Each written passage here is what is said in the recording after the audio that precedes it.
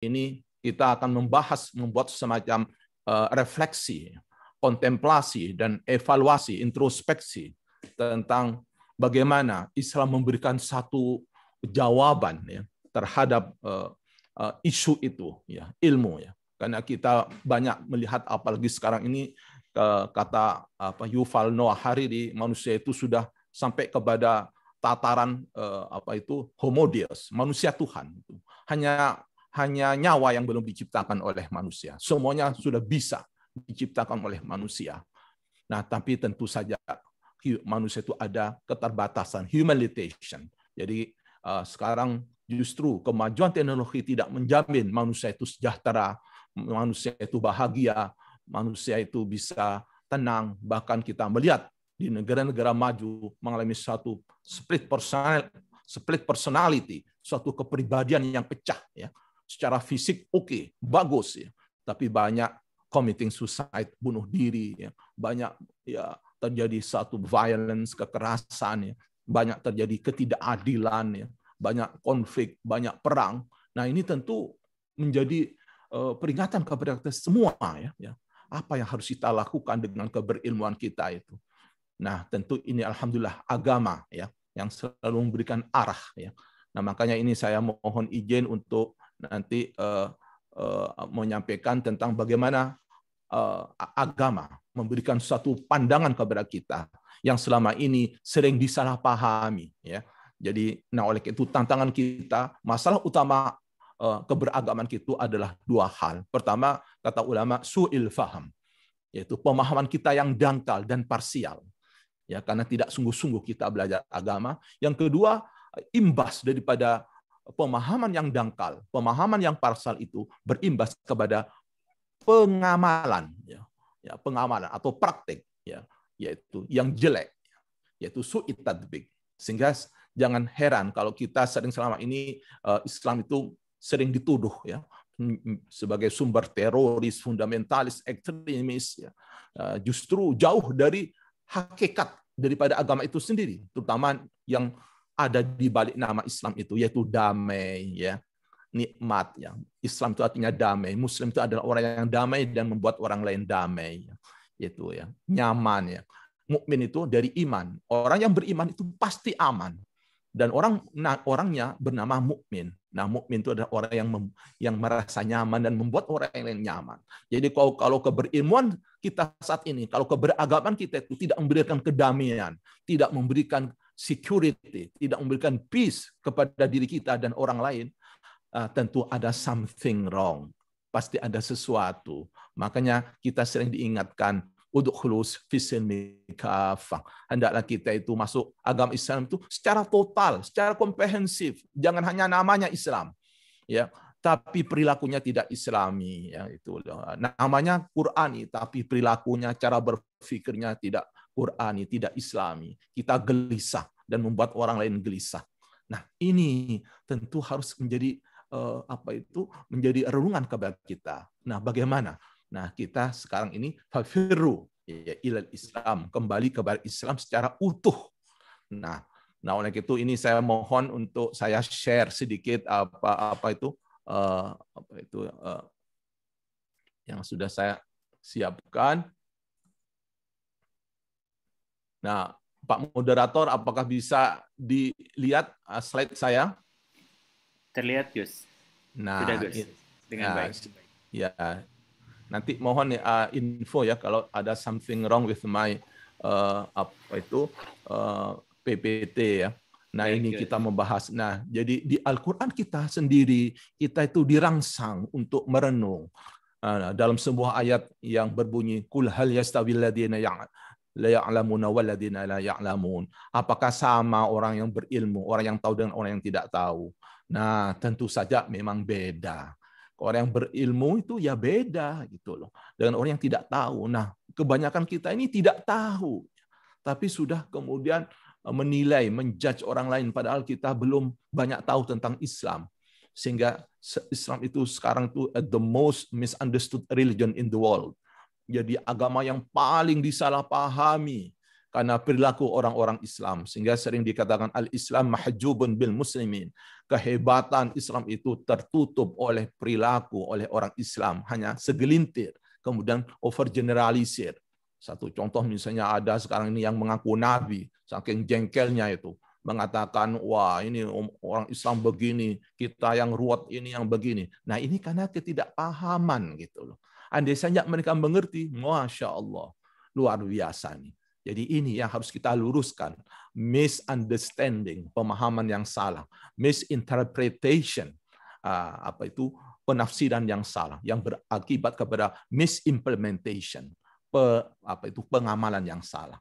Nah inilah, jadi Islam sangat memberikan tekanan kepada kita tentang pentingnya ilmu. Makanya ilmu itu dalam Islam wajib. Jadi kalau ada kewajiban itu hanya untuk ya kelompok tertentu atau ini tidak. Ini wajib setiap pribadi, orang Islam laki maupun perempuan itu wajib. Artinya apa? Kalau kita tidak menuntut ilmu, maka tentu akan merasakan akibatnya. Kita berdosa. Oleh itu kita tidak boleh berhenti belajar. Karena konsekuensi dari orang yang berhenti belajar ilmu itu, maka itu adalah dosa. Ya. Dan dosa tentu akan berakibat kepada kita. Nah, oleh karena itu ini kita tidak boleh berhenti belajar. Karena ilmu itu sangat penting. Nah, baik laki-laki maupun perempuan. Nah, inilah. Bahkan dalam hadis yang lain, kita itu yang sekarang kemudian diadopsi dalam dunia pendidikan modern, yaitu long life education, pendidikan yang seumur hidup, yaitu bahwa kita dianjurkan untuk menuntut ilmu minal mahdi ilal lahdi, dari kita lahir sampai mati kita tidak boleh berhenti. Nah ini masalah kita sekarang ini, kita sering kurang sungguh-sungguh dalam memahami dan mengamalkan agama Islam.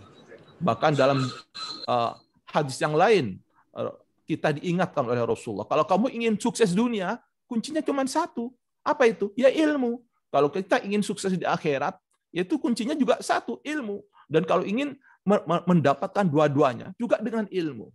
Nah, ini betapa tingginya ilmu itu. Bahkan kalau kita betul-betul... Nah, ini mudah-mudahan Pak Moderator tolong itu di mute ya. Nah ini man salaka tariqan yaltamisu fihi ilman sahhalallahu bihi tariqan ilal jannah. Barang siapa menempuh jalan untuk menuntut ilmu, Allah akan mudahkan baginya jalan menuju surga. Subhanallah. Jadi tidak boleh kita itu terus-menerus tidak tahu. Kita la taqfu ma laysa laka bihi ilm. Inna sam'a wal basara wal fuada qulu ulaika kana anhu mas'ula. Kita nanti akan dipertanggungjawabkan. Kita tidak bisa kemudian mengatakan, wah ini saya nggak bisa, ini nggak bisa. Ya, harus bertanya dong, harus belajar dong. Nah, inilah pentingnya orang yang beriman dan orang yang berilmu. Nah, tentu punya kedudukan yang sangat tinggi, sebagaimana nanti Bapak Ibu bisa mengecek sendiri bagaimana di Al-Qur'an memberikan satu jawaban tentang betapa pentingnya yarfa'illahu alladziina aamanu minkum walladziina utul ilma darajat wallahu bima ta'maluna khabir. Allah akan mengangkat derajat orang-orang yang beriman di antaramu dan orang yang diberi ilmu beberapa derajat, dan Allah Maha tahu apa yang kita kerjakan semuanya. Nah, ini ya. Jadi kita harus, kalau kita betul-betul mengaku berislam, kita tidak boleh tidak tahu tentang ilmu. Makanya kita wajib ya ilmu. Makanya dahulu kita tahu zaman kejayaan Islam karena apa? Karena memberikan perhatian betul-betul kepada agama dan keilmuan. Nah, ini yang sering neglected, yang dilupakan oleh kita semua. Kurang sungguh-sungguh. Yang kita kejar adalah titel, yang kita kejar adalah formal-formal, ya, yang bukan tulus betul-betul untuk memahami ilmu dan mengamalkan ilmu. Nah, jadi ini banyak sekali distorsi, deviasi dalam hal motivasi dan niat untuk mencari ilmu. Nah, inilah. Dan kita tahu itu kalau kita betul-betul beriman itu Allah akan berjanji, wa'adallahu alladziina aamanu minkum wa 'amilus shalihat la yastakhlifannahum fil ardh. Jadi kalau kita betul-betul berilmu, beramal soleh, punya karya, Allah akan membuat kita ini unggul di muka bumi ini. Ya, artinya kita perlu bertanya kepada diri kita, mengapa kita saat ini terpuruk, belum unggul? Ya, jangan-jangan kita ini belum melaksanakan ajaran agama kita. Karena banyak orang itu yang terjebak kepada klaim-klaim, hanya ngaku-ngaku. Wa minan nas man yaqulu amanna billahi wa bil yaumil akhir wa ma hum bimu'minin. Sebagian manusia itu ada yang mengaku saya sudah beriman, ya sudah beramal soleh, ya, berilmu, tapi sebetulnya dia belum, gitu loh. Dia hanya ngaku-ngaku. Nah, inilah mudah-mudahan tidak boleh terjadi kepada diri kita. Dan Allah mengatakan bahwa pentingnya kita menjamin suatu balance, yaitu keseimbangan. Karena Allah memberikan suatu peringatan. Duribat alaihim dzillah aina ma thuqifu illa bihablin minallah wa hablin minan nas. Ba'u bighadabin minallah wa duribat alaihimul maskanah. Jadi Allah akan menimpakan kepada kita siapapun itu kehinaan, keterpurukan dimanapun kita berada, kecuali kalau kita ini mampu menjaga hubungan baik dengan Allah, yaitu secara vertikal, dan hubungan baik dengan sesama manusia. Masya Allah, inilah. Jadi inilah pentingnya balance itu. Kita tidak boleh hanya mempelajari dunia saja, tidak itu, dan juga akhirat saja, karena hidup itu tidak hanya dunia saja, parsial. Kalau dunia itu berapa sih? Paling lama 80 tahun. Katakanlah 100 tahun, tapi umur bumi ini berapa gitu? Ya, dan berapa umur bumi, dan Masya Allah nanti kehidupan ini. Nah, jadi Allah itu betul-betul kasih sayang kepada kita, memberikan suatu a great vision, visi besar kepada kita tentang diri kita. Karena tidak mungkin manusia itu bisa mengenal hakikat hidup tanpa diberitahu. Tidak mungkin manusia itu mengenal siapa Tuhan itu kecuali diberitahu. Nah, makanya kemudian diturunkan Rasul. Nah, ini untuk apa? Supaya manusia itu mengenal Tuhan. Mengenal Tuhan, menyembah Tuhan. Itu visi dan misi yang dibawa oleh seluruh nabi dan rasul. Dari Nabi Adam sampai Muhammad, nabi yang terakhir. Tidak ada lagi. Cuma satu. Walaqad ba'atsna fi kulli ummatin rasula an i'budullah wajtanibut taghut. Nah, jadi sungguh kami telah mengutus seorang rasul untuk setiap umat. Jadi ada umat Nabi Adam, ada umat Nabi Nuh. Nah, sekarang ini adalah umat Muhammad. Untuk apa? Agar an i'budullah. Agar manusia itu mengabdi kepada Allah, menyembah Allah. Jangan menyembah yang bukan Allah, yang bukan Tuhan. Karena sering terjadi, kalau tidak diingatkan, kita itu sering tergelincir menuhankan yang bukan Tuhan, yang disebut dengan togut. Togut itu artinya apa? Adalah menuhankan Tuhan yang bukan Tuhan. Ya, termasuk menuhankan atasan, menuhankan jabatan, termasuk hati-hati seperti Fir'aun, menuhankan dirinya sendiri. Dia lupa. Nah, jadi meskipun Nabi itu bermacam-macam, tapi tujuannya cuma satu, agar manusia itu mengenal who is God, man huwallah. Siapa Allah ini? Masya Allah. Karena ini yang paling pelik, yang tidak mungkin dijangkau oleh akal pikiran, tidak mungkin dijangkau oleh teknologi, yang tidak mungkin dijangkau oleh ilmu pengetahuan. Nah, inilah pentingnya orang beriman itu alladzina yu'minuna bil ghaib. Orang yang beriman itu percaya kepada yang tidak kelihatan, yang invisible. Siapa yang invisible itu? Yaitu kehidupan di akhirat invisible dari sekarang. Ya, kehidupan yaitu Allah itu invisible, malaikat invisible. Jadi orang yang tidak percaya kepada yang gaib, maka dia dianggap tidak beriman. Nah, tapi apa hakikatnya? Yang paling gaib itu adalah Allah. Nah, oleh karena itu kita harus menyadari hakikat agama itu fungsinya agama. Jadi agama tidak boleh lagi dibenturkan, diantagoniskan dengan dengan ilmu pengetahuan. Nah, inilah. Jadi justru agama itu memberikan arah, melengkapi, menyempurnakan. Nah, terutama terkait dengan aspek manusia ini. Untuk apa manusia ini diciptakan? Ya Allah, manusia ini adalah ahsani taqwim, adalah makhluk yang paling sempurna. Ya, Allah menciptakan berbagai macam makhluk. Ya, Masya Allah. Ya, alam jagat semesta ini dari yang paling besar. Kita tahu bumi ini, matahari saja yang kelihatan. Menurut astronomi, kalau kita pergi ke matahari yang bisa kita lihat dengan mata, itu jaraknya sudah kelihatan itu. Nah, itu bisa sampai ke sana dengan naik pesawat kecepatan 1000 km per jam, itu 20 tahun. Itu baru yang kelihatan. Masya Allah, betapa Allah itu yang menciptakan, betapa luasnya, betapa besarnya ini. Nah, disinilah di bulan Ramadan itu kita dilatih untuk peka.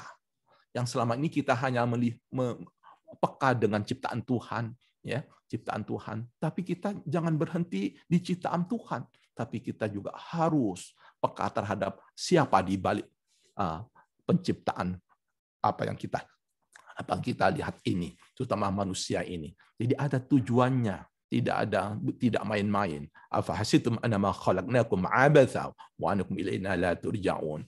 Jadi kita nanti akan dikembalikan oleh Allah, ya. Jadi kita tidak mungkin hidup terus, ya. Ada limitation, ada human limitation. Nah, jadi untuk apa agama ini, ya, itu ya agar manusia itu mengenal Allah. Nah, kalau sudah mengenal Allah, ya tentu kita harus beribadah kepada Allah. Jadi Allah menciptakan, Allahul ladzi khalaqa sab'a samawati wa minal ardi mithlahunna yatanazzalul amru bainahun lita'lamu. Nah, di sini. Jadi Allah lah yang menciptakan langit, 7 langit dan bumi, ya, Masya Allah. Kemudian berlaku aturannya, ya. Agar apa? Lita'lamu, agar kita semuanya ini tahu bahwa Allah yang Esa, Allah yang Maha Kuasa, dan Allah yang Maha Ada. Lita'lamu annallaha ala kulli syai'in qadir wa annallaha qad ahata bi kulli syai'in ilma. Jadi Allah itu meliputi segala sesuatu. Tidak mungkin ada yang bisa tidak dipantau oleh Allah. Semuanya. Kita semuanya. Jadi manusia yang bermiliar-miliar, begitu juga jumlah makhluk Allah, bahkan tetesan air yang jatuh di tengah malam itu. Semuanya Allah mengetahui. Begitulah kedahsyatan, ya, kemahabesaran Allah. Nah, di bulan Ramadan ini supaya hati kita ini menjadi lembut, menjadi sensitif, ya. Karena kita ini selama ini tumpul, ya, tumpul. Jadi kita tidak mengerti the unlimitedness of God, bagaimana keterbatasan Allah, dan bagaimana limitedness of human, bagaimana keterbatasan kita. Nah, ini. Nah, agar kita mengerti tujuan. Apa tujuan itu? Tujuan utama kita. Kita boleh punya tujuan yang banyak, tapi the ultimate goal must be one. Jadi tujuan utama kita tidak boleh banyak, yaitu apa? Satu, yaitu Allah, yaitu beribadah kepada Allah. Nah, ini sebetulnya hakikat agama. Membawa manusia untuk mengerti ultimate goal. Supaya dengan ultimate goal ini, dengan visi, yang great vision ini, maka kita akan punya a great mission, punya tugas yang mulia, yang hebat. Kalau kita hidupnya hanya di dunia, kata Imam Ghazali, alangkah bodohnya. Ya, dunia ini kecil. Apalagi kalau kita menciptakan betapa ciptaan Allah, ya. Ya, planet, bintang, semesta, ya. Masya Allah, luar biasa. Manusia ini ibarat titik debu di jagat alam semesta ini. Nah, Masya Allah. Tapi ternyata luar biasa. Kedudukan manusia itu. Ahsani taqwim, yaitu sebaik-baiknya. Nah, oleh itu kita perlu tahu, ya, petunjuk agar kita itu mengenal tujuan kita ini siapa. Nah, itulah diturunkan Al-Quran di bulan Ramadan ini agar kita sensitif, ya. Yang selama ini kita tidak sempat untuk melakukan refleksi, melakukan kontemplasi, melakukan evaluasi. Kita sekedar latah. Yang penting bekerja, yang penting hidup. Tapi sebetulnya apa di balik semua itu? Apa tujuan utama kita?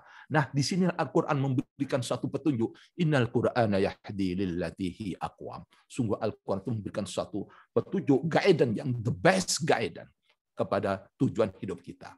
Dan Al-Quran itu ternyata diturunkan dalam bulan Ramadan. Saat ini kita sedang berpuasa. Syahrul Ramadan alladzi unzila fihi al-Qur'an hudan linnas, sebagai a guidance untuk manusia. Bukan hanya untuk orang Islam, bukan hanya untuk orang Arab, bukan hanya untuk Indonesia. Jadi Al-Quran itu sangat terbuka untuk diuji, untuk dibuktikan kebenarannya. Tidak hanya petunjuk, tapi juga berisi penjelasan, a clear pattern of guidance.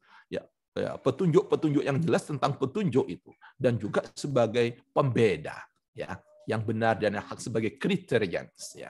Jadi kita tahu ini.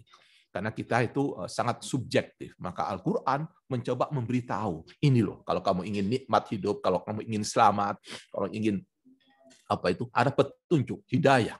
Ihdinas siratal mustaqim. Itulah Al-Quran itu sebagai hudan, hidayah. Dan itu yang kita minta setiap sholat. Ihdinas siratal mustaqim. Ya Allah, tunjukkanlah jalan yang benar, jalan yang lurus, jalan yang baik. Kenapa? Karena jalan itu yang akan membawa kita kepada kenikmatan. Yang dicari orang itu nikmat. Ya, siratal ladzina an'amta 'alaihim. Bukan jalan yang sesat, bukan jalan yang engkau murkai. Nah, ini kita kembali kepada fungsi Al-Quran itu adalah petunjuk. Dan ini yang diturunkan di bulan Ramadan ini agar kita mengenal Allah, mengenal diri kita. Siapa kita ini? Siapa Allah? Untuk apa kita hidup ini? Nah, agar kita itu punya a great vision, visi besar. Tidak hanya sekedar visi-visi yang remeh-temeh, tidak. Kita punya suatu visi dan tugas, misi yang besar. Nah, inilah. Dan kita diingatkan bahwa Muhammad itu diutus untuk memberikan apa? Blessing, rahmatan lil alamin, keberkahan. Untuk siapa? Untuk semuanya, lil jami. Untuk makhluk, tidak hanya manusia. Masya Allah. Jadi salah kalau kemudian didistorsi, dideviasikan bahwa Muhammad itu hanya untuk orang Islam, untuk orang Arab, untuk orang Indonesia. Tidak, untuk siapapun. Artinya apa? Kita harus mencontoh Rasulullah. Kehadiran kita di muka bumi ini juga harus memberikan kasih sayang. Rahmah. Rahmah itu adalah kasih sayang. Kasih itu artinya apa? Power of giving. Yaitu kekuatan untuk selalu memberi kepada orang lain. Yang kedua, power of loving, yaitu kekuatan untuk selalu mencintai orang lain. Tidak ada lagi iri, tidak ada lagi dengki. Itu lil alamin. Nah, itu hakikat yang harus kita pahami, yang harus kita amalkan tentang ajaran Islam. Makanya kita harus berilmu, dan kunci ilmu kita semua tidak bisa memantah, ya adalah membaca. Kita baca apa saja. Kita tidak hanya membaca buku, membaca diri kita, membaca orang lain, membaca sejarah. Tapi membaca ini tidak boleh bebas, tidak boleh terlepas daripada tuntunan ilahi. Yaitu makanya kita dituntun Iqra bismi rabbikal ladzi khalaq. Ya, kita harus membaca sesuatu, ya harus dituntun oleh Tuhan yang telah menciptakan. Kita tidak menciptakan sendiri. Apa yang kita makan tidak kita ciptakan sendiri. Semuanya, air yang kita minum, udara yang kita hirup, tidak kita ciptakan sendiri. Semuanya Allah yang menciptakan. Agar kita memahami siapa di balik ciptaan semuanya ini. Nah, ini. Dan Allah memberikan tuntunan berupa ilmu agar kita terus mengembangkan yang tidak kita ketahui. Ya, agar kita tahu. Nah, bahkan kita oleh Al-Quran dirangsang untuk selalu merenung bagaimana penciptaan langit dan bumi dan pergantian malam dan siang itu sebagai tanda-tanda kebesaran Allah. Apakah belum cukup kita lihat? Apakah mungkin begitu sempurnanya sistem tata surya kita, begitu juga tanaman, ya, begitu juga tumbuh-tumbuhan, begitu juga hewan-hewan, ya, lautan, semuanya, masya Allah, itu luar biasa. Dengan sistem yang luar biasa, bahkan dalam diri kita, bagaimana dari makhluk yang paling besar kepada yang makhluk yang kecil, yaitu virus corona, yang invisible, bagaimana kita melihat semut, bagaimana kita bakteri, bagaimana kalau kita ingin tahu apa itu matanya semut itu kayak apa, ya Allah, jantungnya semut itu kayak apa, sistem peredaran itu Allah semuanya memberikan ruh, gerak, kehidupan, agar kita tuh merenung. Nah, terutama manusia. Nah, ini. Jadi ini alladzina yadhkurunallaha qiyaman wa qu'udan. Jadi orang yang berakal itu hakikatnya orang yang cerdas itu. Jadi tidak hanya berpikir tapi juga berzikir. Jadi selalu ingat kepada Allah baik dalam keadaan berdiri, duduk atau berbaring, dan dia memikirkan tentang terciptanya langit dan bumi, sehingga langit dan bumi itu tidak diciptakan sia-sia. Jadi kita belajar hukum-hukum alam. Nah, karena kalau kita mengenal hukum, baik hukum Allah maupun Qur'aniyah maupun kauniyah, yaitu hukum alam semesta, maka kita akan selamat dengan hukum-hukum itu. Tapi sebaliknya, kalau kita tidak mengenal hukum, kita cenderung untuk melanggar hukum-hukum itu. Sehingga apa? Akan merasakan akibatnya. Man amila salihan falinafsihi wa man asa'a fa'aliha. Barang siapa orang itu berbuat baik, yang mematuhi hukum Allah, maka kembali kepada dirinya. Begitu juga sebaliknya, kalau orang itu melanggar hukum, maka dia kembali kepada dirinya. Allah itu maha kaya. Kita beribadah itu bukan untuk Tuhan, tapi hakikatnya untuk diri kita sendiri. Kita mau beribadah atau tidak akan mengurangi atau menambah kekuasaan Allah. Itu semuanya hanya untuk diri kita sendiri. Nah, inilah begitu pentingnya kita berzikir dan berpikir ini, menggunakan akal kita. Nah, oleh itu untuk mari kita kaji tentang tuntunan yang sudah dibawa oleh oleh para nabi. Jadi hakikatnya semua yang dibawa oleh para nabi dan rasul yaitu namanya Islam. Jadi Nabi Adam juga Islam, Nabi Nuh juga Islam. Nah, tapi Islam yang sempurna, itu yang komprehensif, ya, yang betul-betul yang total adalah Islam yang dibawa oleh Nabi Muhammad. Dan yang dibawa oleh Nabi Isa juga Islam. Jadi kita tidak perlu kita mempertentangkan kalau kita berbeda dengan agama-agama samawi yang lain. Ya, karena memang Islam mengajarkan la ikraha fid din. Itu loh. Man faman syaa'a falyu'min wa faman syaa'a falyakfur. Kalau kamu mau beriman silakan beriman. Kalau tidak ya enggak apa-apa. Ya, tapi semuanya dampaknya kepada memberikan kebebasan, tapi at the same time kita ini dituntut ada memberikan satu responsibility, yaitu tanggung jawab. Nah, ini sudah sempurna. Kenapa kamu tidak menggunakan itu? Nah, makanya Islam itu, ini ada orang yang memberikan satu singkatan, Islam itu ideal system of living for all of mankind, kepada umat manusia. Jadi sistem yang ideal. Ya Allah, astagfirullahaladzim. Ya, ini ya mankind. Nah, inilah. Nah, makanya kata Sayyidina Umar, ya, nahnu qaumun a'azzana Allah bil Islam. Kita ini adalah umat yang akan hebat dengan Islam.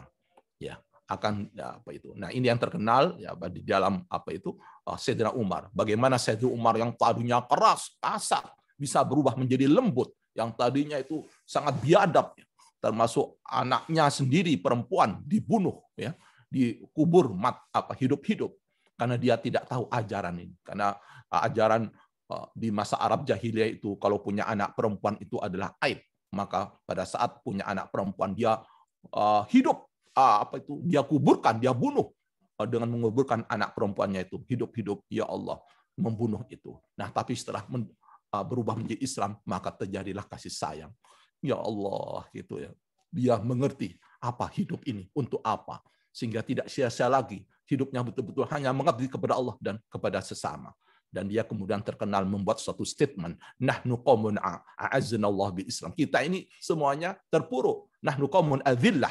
Nah, ini lengkapnya. Nahnu qaumun adzillah wa laqad a'azzana Allah bil Islam. Kita ini sebetulnya manusia terpuruk, tapi kita akan dihebatkan, ditinggikan, dirubah oleh Allah dengan Islam.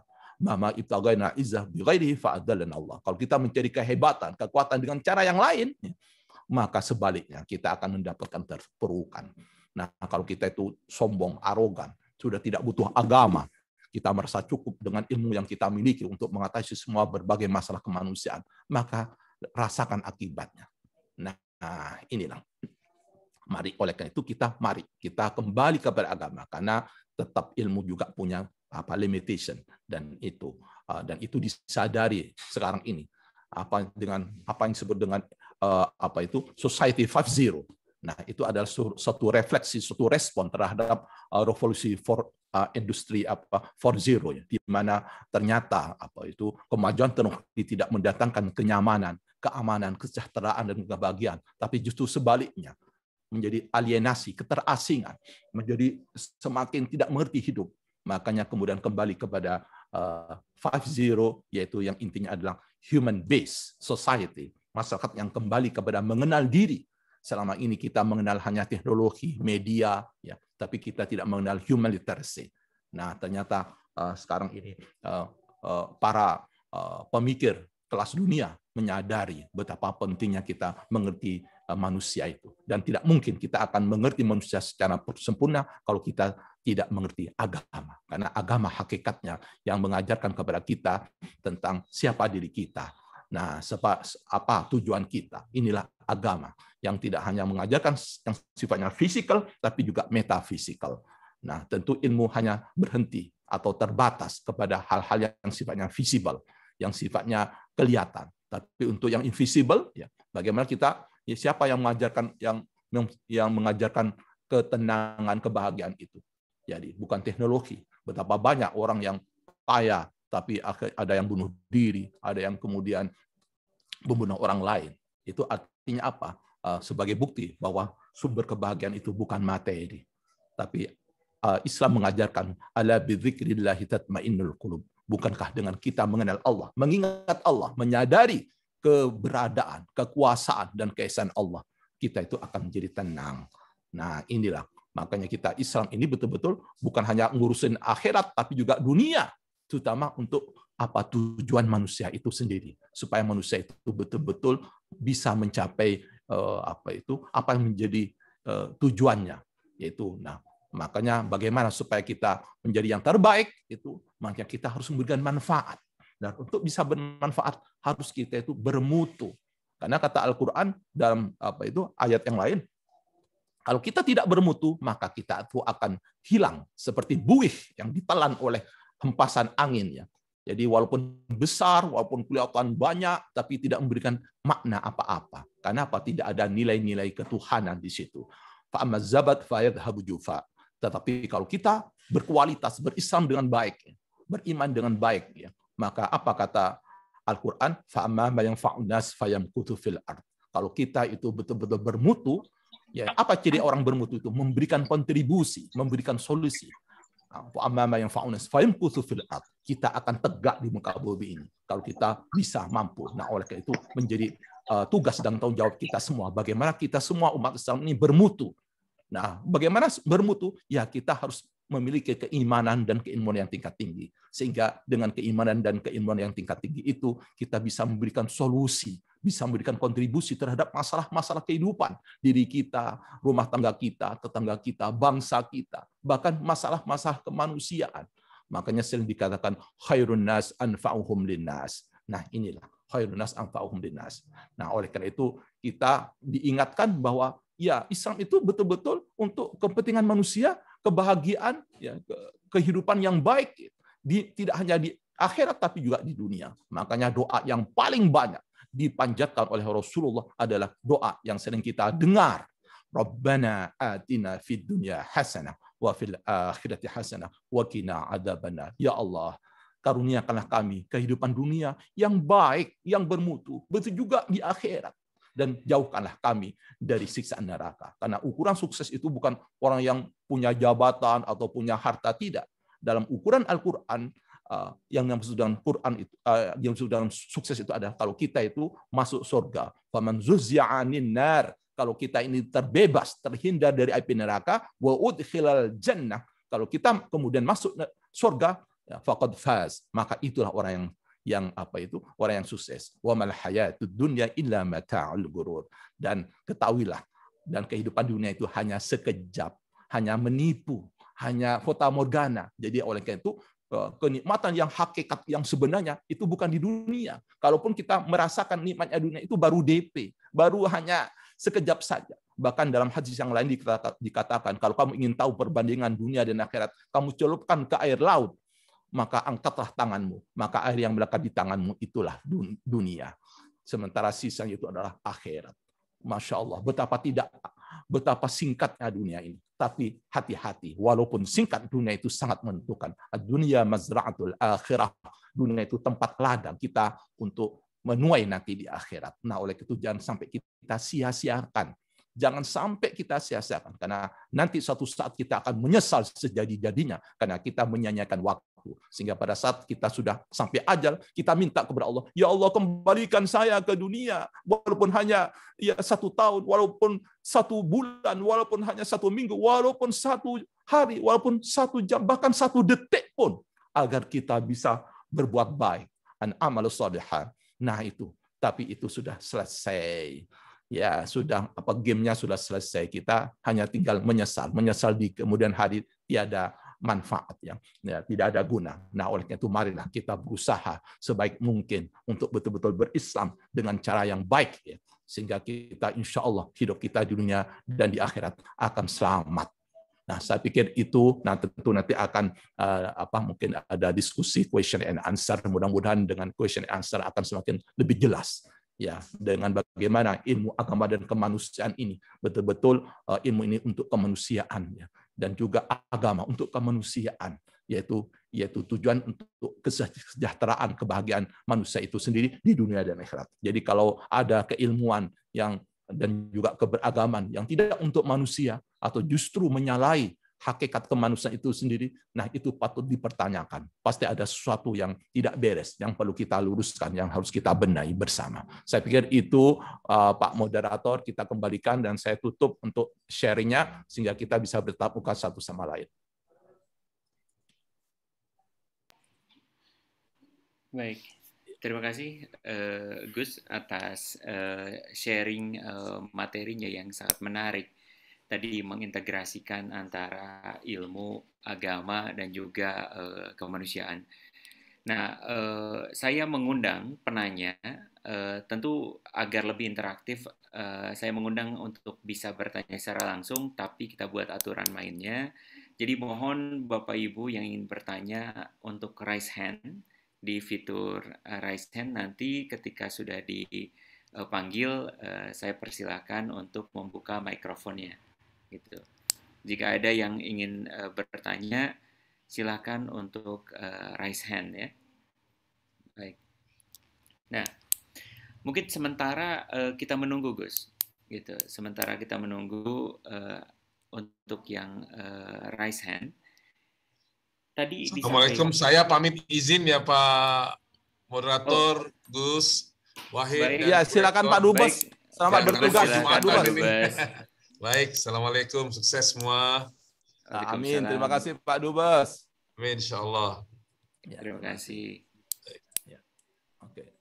Baik, tadi saya lihat ada yang sudah raise hand, Bu Jenny, Pak Edi Yusuf ya, sama satu lagi mungkin. Atau kita dua dulu aja, Gus, sambil ini. Pertama saya Bu Siti Nadiroh ya. Bu Siti Nadiroh, baik. 3 dulu saya persilakan, pertama Bu Jenny, kemudian Pak Edi, dan yang ketiga adalah Bu Siti. Silakan Bu Jenny. Terima kasih Pak Aulia. Bismillahirrahmanirrahim. Assalamualaikum warahmatullahi wabarakatuh. Waalaikumsalam. Gus Wahid, saya dan barangkali teman-teman merasa berkah di Jumat petang ini mendapatkan siraman rohani yang menyejukkan begitu ya, dan untuk itu kami mengucapkan terima kasih, dan saya ingin mengonfirmasi pemahaman saya tentang bagaimana perilaku dan sikap sebagai abdi Allah terhadap Sang Pencipta. Seringkali mendengar bahwa kita harus takut sama Allah. Tetapi dalam perasaan saya, Allah itu Maha Rahman, Maha Rohim, Maha Karim, dengan 99 nama Asmaul Husna, itu memperlihatkan kebesaran dan nama Allah yang sangat luar biasa. Jadi saya lebih menempatkan diri pada Allah itu adalah Sang Holik yang sangat maha cinta, maha kasih begitu.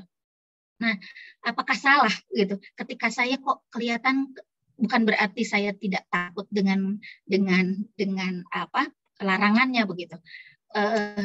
Tetapi benarkah sikap saya ini seperti ini begitu? Saya kira itu yang ingin saya sampaikan. Terima kasih Pak Aulia. Baik, terima kasih Bu Jenny. Luar biasa, luar biasa. Terus, mohon izin, apakah akan dijawab langsung atau akan menunggu yang lain? Ya, silakan. Apa mau langsung atau yang lain? Ya, dan itu konfirmasi saya itu adalah betul sekali itu. Jadi memang ana idzan ya abdi bi, saya itu menurut prasangka. Jadi banyak orang yang tidak memahami hakikat takut. Takut itu hakikatnya justru beda dengan takut kepada macan, takut kepada apa yang kita harus jauhi, ya, penyakit. Tapi kalau kepada Allah justru mendekat. Ya. Kita harus dekat dengan Allah. Ya, gitu. Kita takut dalam pengertian kita menyadari betapa Allah itu punya kekuasaan yang dahsyat, yang luar biasa. Makanya cirinya orang-orang berilmu itu adalah orang yang takut kepada Allah. Artinya apa? Takut itu tidak mungkin dia itu melanggar perintah Allah, gitu loh. Jadi orang yang hakikatnya orang yang takut itu pasti orang itu berilmu, dan orang yang tidak takut itu pasti bukan orang yang berilmu itu. Karena orang ilmu yang hakikat yang sebenarnya itu dalam Al-Quran, innama yakhshallah min ibadil ulama. Jadi kalau ya takut dalam pengertian dekat mengenal Allah, akhirnya apa? Percaya bahwa Tuhan itu adalah kasih sayang. Nah ini, jadi itu yang justru karena mengenal, maka dia akan dekat dengan Allah. Ya. Jadi begitu. Jadi betul sekali Bu Jani ya. Oke, silakan yang lain. Baik, terima kasih Gus. Berikutnya saya persilakan Pak Rektor Unpas ya, Prof. Edi, silakan. Bismillahirrahmanirrahim. Assalamualaikum warahmatullahi wabarakatuh. Waalaikumsalam warahmatullahi. Terima kasih Pak Moderator, Ibu Rektor yang saya hormati dan pimpinan Unpad semuanya. Gus, mohon penjelasan lagi nih. Tadi kan di dalam surat ketiga Al-Imran 112 dikatakan itu adalah A'udzubillahi minasyaitonirrajim, dzurriyyat alaihimul jilatu aina masbutu ilahun wa minas. Nah, kira-kira komposisinya itu berapa persen? Apakah yang hablum minallah yang harus lebih tinggi atau hablum minanas yang lebih tinggi, atau bagaimana cara mensinergikannya gitu? Ada keseimbangan atau gimana? Itu aja barangkali. Terima kasih. Iya, betul Pak Rektor, itu memang perkara yang sulit ya, tapi tidak boleh ya semuanya 100% ya kepada Allah 100%, ke Islam itu 100%, artinya tidak perlu dipolarisasikan dan tidak boleh didikotomikan, apalagi didikotomikan atau dibenturkan. Karena itu adalah satu kesatuan ya. Jadi apa? Makanya kan dalam Al-Qur'an itu memang diingatkan ya, kamu jangan hanya minta dunia saja. Allah itu menyediakan dunia dan akhirat, kok kamu hanya minta dunia. Nah, tidak boleh begitu ya. Jadi begitu juga akhirat itu, tanpa menghilangkan dunia itu sulit. Bagaimana gitu, jalannya itu harus dunia dulu gitu. Jadi itu adalah tidak boleh dipisahkan, satu kesatuan dunia akhirat. Karena dunia ini tapi yang dijadikan tujuan adalah akhirat. Jadi dunia itu adalah alat, instrumen. Nah, bagaimana kita bisa sampai kepada tujuan tanpa alat? Tidak mungkin. Tapi begitu juga, kita hanya menguasai alat tanpa mengerti tujuan, ya kita nggak nyampe. Nah, oleh itu dua-duanya itu adalah satu kesatuan. Kita tidak boleh dipisahkan. Ya, jadi bagaimana kita beragama, berdunia, tapi juga untuk berakhirat. Nah, jangan diartikan yang namanya ibadah itu hanya sholat, puasa. Tidak hanya itu. Jadi Bapak Ibu ini mengajar ini betul-betul ibadah itu, pejuang itu. Nah, ini yang harus pemahaman yang harus diluruskan. Jadi kita ini seakan-akan jadi ibu ini yang Bapak Ibu Pak Rektor ini ya ulama. Jadi ulama itu adalah orang yang punya ilmu yang bermanfaat untuk orang dan kemudian takut kepada Allah. Artinya takut melanggar hukum-hukum Allah karena tahu akibatnya. Nah, sehingga selalu di jalan Tuhan itu, Shiratal Mustaqim. Dan Allah menjamin kalau kita selalu konsisten di jalan Tuhan, maka apa? Oleh Allah akan dibebaskan dari la khaufun alaihim wa lahum yahzanun. Akan dibebaskan dari rasa takut dan cemas. Nah, ini yang menjadi penyakit modern sekarang ini. Sedikit-sedikit cemas, takut. Kenapa? Karena dia tidak mengenal hakikat itu sebetulnya. Tidak menempuh jalan Tuhan. Tapi kalau kita menempuh jalan Tuhan, Allah akan berjanji, innalladzina qalu rabbunallah tsumma istaqamu tatanazzalu alaihimul malaikatu alla takhafu wa la tahzanu. Kalau kamu betul-betul mendeklarasikan, mengatakan Allah itu adalah Tuhanku, yang menciptakan aku, yang menjaga aku, yang memelihara aku, dan kemudian istiqomah. Istiqomah itu konsisten, tidak berubah-ubah. Maka Allah akan mendatangkan dalam hati kita itu adalah ketenangan, kenyamanan, tenang. Bukan tidak masalah, bukan tidak menghadapi masalah, tidak. Masalah banyak, ujian banyak, Masya Allah, bertubi-tubi. Tapi karena dia tahu hakikatnya, maka dia tenang. Karena dia tahu, dia mengenal siapa Tuhan segala Tuhan. Rabbul Arbab, siapa penyebab segala penyebab adalah Tuhan. Makanya dia tenang. Makanya orang yang beriman itu ajaban li amril mu'min in amrahu kullahu khair. Sungguh ajaib, sungguh hebat orang yang beriman kepada Allah. Kenapa kok ajaib? Karena urusannya semuanya baik. Idza asabathu syarra syakar wa idza asabahu dharra sabar. Kalau dia ditimpa sesuatu yang enak, dia bersyukur. Mendapat sukses, dia itu bersyukur. Lari kepada Allah, dekat kepada Allah. Itu orang hebat. Betul juga sebaliknya, dalam hidup ini tidak selamanya mulus, tidak selamanya enak. Kalau ditimpa oleh musibah, penyakit misalnya, atau kecelakaan, atau apa bencana, maka dia tenang, sabar. Nah, maka itu juga orang hebat. Dan tidak mungkin orang memiliki dua sifat itu sekaligus, yaitu bersyukur dan bersabar. Nah, kita sering kalau mendapatkan yang enak, kita lupa kepada Allah, lupa diri.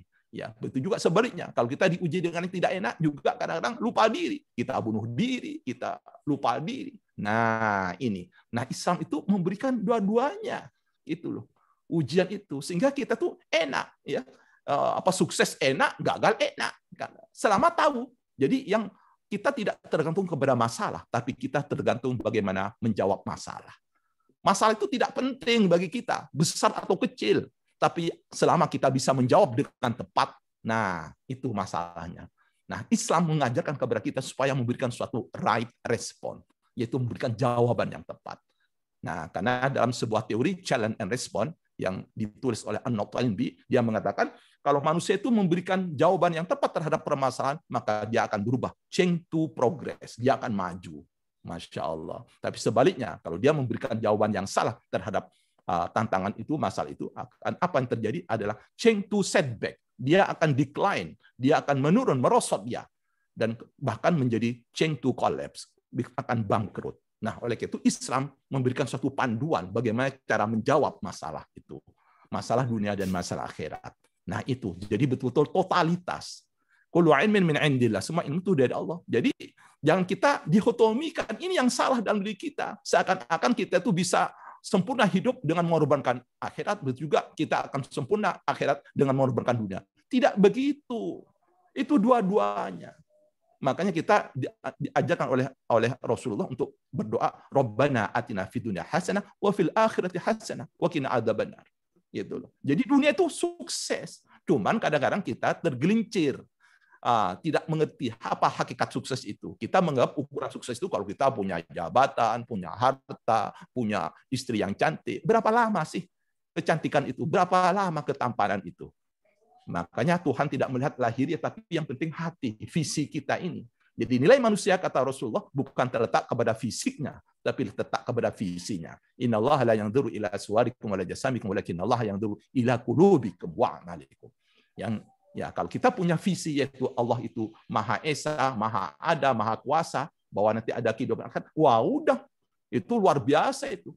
Jadi itu kita harus menjadi Abdullah, yaitu orang yang mengabdi kepada Allah, tapi juga Khalifatullah. Kita harus juga menjadi manusia yang berpikir, tapi juga at the same time kita harus berpikir. Nah, ini pentingnya kita harus tidak boleh melihat ilmu dan agama itu sebagai sesuatu yang dikotomis, apalagi dipolarisasi atau dibenturkan satu sama lain. Tidak. Nah, ini yang harus kita luruskan. Jadi kita sama-sama penting dunia dan akhirat, alat dan tujuan. Nah, tapi tujuan itu yang paling penting adalah tujuan utama, yaitu Allah itu sendiri. Nah, puasa itu dalam rangka untuk mensensitifkan supaya kita memahami tentang unlimited dimension of religion. Nah, karena manusia itu punya human limitation, termasuk juga ilmu pengetahuan punya limitation. Ya, itu. Nah, oleh itu harus digabungkan, disempurnakan. Makanya insan kamil itu adalah yaitu insan manusia yang mampu memadukan antara dimensi-dimensi yang terbatas dengan dimensi-dimensi yang tak terbatas, yaitu adalah Allah itu sendiri. Fikir dan zikir itu ada dunianya dan domainnya masing-masing. Saya pikir itu. Terima kasih. Terima kasih, Gus. Ya, Pak Rektor, ya siap, Prof. Edi. Terima kasih, Gus. Berikutnya Silakan. kita ke penanya ketiga tadi, Ibu Siti Nadiroh. Silakan, Bu.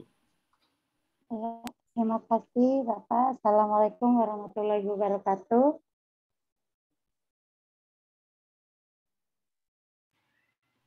Waalaikumsalam. Silakan, Bu. Ya, go. Ya, silakan Bu Siti Nadiroh. Terima kasih kepada Gus dan Bapak Aulia serta ibu-ibu sekalian. Alhamdulillah banyak ini ya orang-orang penting ya Pak ya. Alhamdulillah. Jadi saya ingin bertanya Pak di sini tentang masalah ajaran agama ya Pak ya. Kan banyak yang mengatakan ajaran agama Islam itu kan bagus gitu, semuanya rata-rata bagus ya Pak. Tapi ketika kita mendengarkan ada ceramah atau mungkin tausiah, terus ketika kita bertanya sesuatu, jawabannya katanya itu ya Pak, itu kan merupakan suatu keyakinan yang mungkin tidak pasti ya Pak. karena katanya gitu. Kalau katanya itu kan merupakan suatu pertanyaan lagi gitu, yang mana nggak yakin dengan apa yang kita tanyakan gitu. Jadi keyakinan seperti apa sih Pak yang harus kita yakinkan pada diri kita sendiri ketika kita bertemu dengan orang-orang yang kita bertanya tapi dia jawabnya katanya seperti itu. Mungkin apa tidak yakin dengan ilmu yang ia miliki atau bagaimana Pak? Jadi sikap kita itu harus seperti apa? Terima kasih. Ya, ya tentu memang itu adalah wajar ya, manusiawi. Dalam diri kita itu selalu ada keraguan ya. Makanya kita dianjurkan oleh Tuhan untuk bersungguh-sungguh. Wa'bud rabbaka hatta ya'tiyakal yakin. Supaya datang keyakinan, kemantapan. Jadi adalah suatu proses. Keyakinan itu tidak semerta-merta datang dengan sendirinya. Oleh itu kita perlu sungguh-sungguh ya. Jadi makanya kita diingatkan kalau bertakwa ittaqullah haqqa tuqatih. Kalau kita bertakwalah yang sebenarnya yang sungguh-sungguh. Begitu juga kalau kita beribadah wa'budullah haqqa ibadih. Kalau kita beribadah yang sungguh-sungguh. Kalau kita juga berjuang wajahidu fillahi haqqa jihadih. Ya, kalau kita berjuang sungguh-sungguh. Nah, karena pada saat kesungguhan itu oleh Allah akan diberi jalan. Yaitu walladzina jahadu finna lanahdiyannahum subulana. Banyak jalan. Nah, banyak jalan. Nah, oleh itu kita tidak boleh berhenti belajar terus melakukan dialog ya. Wa tawassaw bil haq. Dan untuk mencapai kebenaran itu apa syaratnya? Wa tawassaw bis sabr. Kita harus mutual ya. Yang mutual respect, mutual recognition, mutual saling menghidupkan, saling melengkapi. Nah, itu. Jadi kita akan merugi ya, kecuali ada 4 yang bebas dari kerugian itu. Semuanya kita itu akan rugi, kita akan menyesal kecuali 4. Pertama itu orang yang beriman. Apakah orang beriman cukup? Nggak bisa hanya mengaku beriman. Harus buktikan dengan amal perbuatan, perilaku, tindakan. Nah, itu. Tapi apa sudah cukup beriman, beramal soleh? Ya, itu. Tidak cukup. Tapi harus apa? Watawassaw bil haq, mencari kebenaran semakin tinggi. Nah, kita berusaha. Dan ternyata untuk bisa mencapai kebenaran itu perlu kesabaran. Jadi kita tidak boleh putus asa, kita tidak boleh mudah menyerah, kita tidak boleh mudah lelah. Karena memang itu ujian. Ya, ujian Tuhan itu setimpal dengan ujiannya, balasan Tuhan itu. Nah, semakin kita betul-betul karena Tuhan, maka semakin tinggi tingkatannya. Nah, kita belajar untuk menggeser motivasi niat itu. Makanya niat itu amal itu tergantung kepada niat. Innamal a'malu binniyat. Kita itu bekerja kadang-kadang karena gaji, karena orang. Nah, itu tidak salah, tapi itu nilainya rendah. Kalau kita betul-betul karena Allah, maka menjadi unlimited nilainya itu. Makanya kalau kita ingin hebat, marilah kita berusaha untuk berniat. Betul-betul apa yang kita lakukan itu inna sholati wa nusuki wa mahyaya wa mamati lillahi rabbil alamin. Nah, itu baru itu luar biasa itu. Yaitu langsung melejit itu. Nah, tapi untuk bisa mencapai tingkatan itu, kita harus berilmu. Yaitu. Dan ilmu itu bagaimana? Ya, kita harus tahu mengenal Allah. Ya, dengan cara Al-Quran. Jadi kalau kita nggak percaya kepada yang lain, silakan. Karena hanya Al-Quran yang dijamin otentisitasnya. Kalau yang hadis pun tidak dijamin, ya. Yaitu, tapi kan disinilah kelebihannya. Bahwa yang dipertaruhkan. Kalau kamu tidak percaya kepada Allah, silakan bedah, bongkar Al-Quran itu. Jadi, Masya Allah, in kuntum fi raibin mimma nazzalna 'ala abdina fa'tu bi suratin mithlihi wa da'u syuhadakum in kuntum shadiqin. Kalau kamu tidak percaya kepada Allah, ya bagaimana caranya? Al-Quran itu. Walaupun kita tidak bertemu dengan Nabi, tidak pernah melihat Nabi itu. Tapi itulah contohnya. Katanya Siti Aisyah, kana khulqul Quran. Yaitu Al-Quran itu adalah Muhammad. Secara lahiriah Muhammad sudah meninggal, tapi secara ruhnya tidak meninggal.